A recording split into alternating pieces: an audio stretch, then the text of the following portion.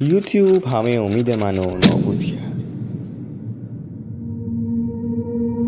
من حدود 1 یا 2 هفته پیش یه سری ویدیو آپلود کردم توی این کانال که موضوعش داستان ترسناک بود.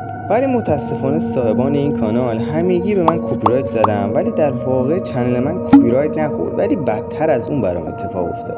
و اون چیزی نبود غیر از اینکه تمام ویدیوهایی که استفاده شده بود رو از کانالم پاک کنم. و همونطور که میدونید بدترین چیز برای یک کانال حذف ویدیوه.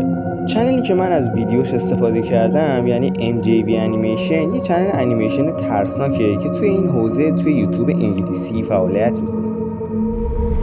و من کاملا به صاحب این کانال حق میدم که از محتواش حفاظت کنه و با اینکه بازدید بدی هم نگرفته بودم ولی مجبور به حذف این ویدیوها شدم و واقعا این کار به کانالم ضربه بدی زد. الان که دارم این ویدیو رو میگیرم 3 تا ساب دارم، یه عدد ماورایی، چقدر عجیب. ولی با اینکه چنل من کوچیکه اومدم بگم که درسته تو شروع کار با یه بدشانسی بزرگ روبرو شدم که چند تا از ویدیوهای اصلی و پرویو کانالمو حذف کردم با اینکه ساب زیادی هم نگرفتم.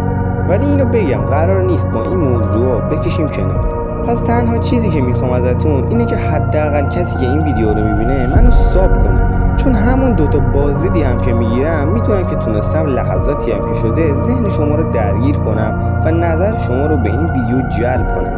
پس این کانال یادتون باشه قراره یکی از بهترینا بشیم. خدا رو چی دیدی، شاید منی که الان 3 تا ساب دارم یه روزی 3 میلیونی بشم. شاید اینی که میگم یکم براتون خنده‌دار باشه، ولی باید به انرژی باور داشته باشید تا متوجه حرفام بشید. و اینم بگم که هیچ چیز الکی به دست نمیاد. پس اول تلاش لازمه کاره و دوم حمایت شما. ویدیوهای آینده رو از دست ندید چون قرار 100 خودمو بذارم برای اینکه شما رو سرگرم کنم. پس تا ویدیوی بعدی شباتون مبارک.